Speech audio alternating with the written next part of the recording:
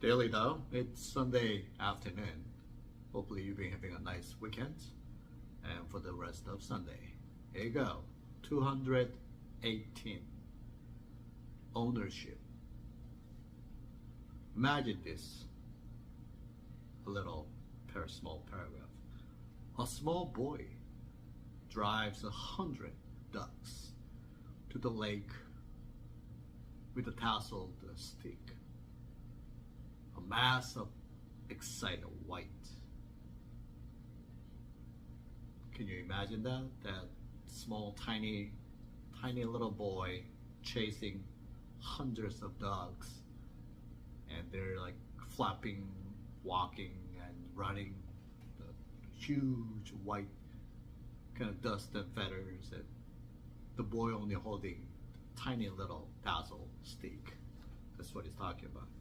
So here you go. A small boy can command an entire flock of ducks with a slender stick. The ducks goes contentedly down to the lake to play in the mud. In the end, of course, they ended up at someone's dinner. Well, sadly, that's a part of the nature survival cycle. So, they obey the stick because they respond to their conditioning. In truth, they don't need to obey it. They don't need to be someone else's meal. They just fly away and they just don't follow them. As for the boy, imagine that he's doing his job, but he does not own the ducks in an ultimate sense, even though he thinks he owns them, because ducks are following him. He exercises his power over them, and they respond. Ducks respond, yet neither realize that their bond is provisional. So it's a relationship existing in between. Doesn't mean who owns the other side. Not really. Ownership of property, it's only an artificial contract. Artificial construct that we build or contract as well. If we can remember that ownership is something that exists only by definition, then we can give up possessiveness, defensiveness, and greed. What does it matter how much money or land you say you have? What does it really matter? You cannot actually own them. A little difficult feeling of the owner. Yes, we do like, human likes to own something, possession. Well, nothingness is, Tao and Stoics, Stoicism says a lot about nothingness, but our nature doesn't really give us that easily. You don't even own your body. Imagine that. Ultimate ownership would mean total control. That's true. You own them, you do control them.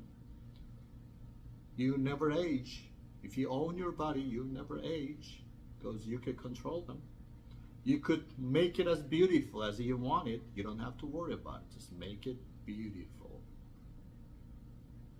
You never suffer from accident because you could control. You don't have to rely on the emotion. You could just control them. I don't feel any suffer. But we don't have that control. But the fact is that we are all imprisoned in flesh that age, decays, becomes diseased, and can be destroyed by some rather minor accident. You don't own your body, so you live in a borrowed shell. Why not seek the truth that beyond the body, something that you could control? There is something we could control. Definitely, absolutely, there's something, but not the body. We can't control this. I cannot control my hairs growing, my, you know, like tingling nose hairs. Sometimes it bothers me. I can't control it. It goes by itself. Something I could control is how I feel that, right? If you accept, allow your body aging, it doesn't really bother you. You allow them. Unless you try to, no, nothing unless.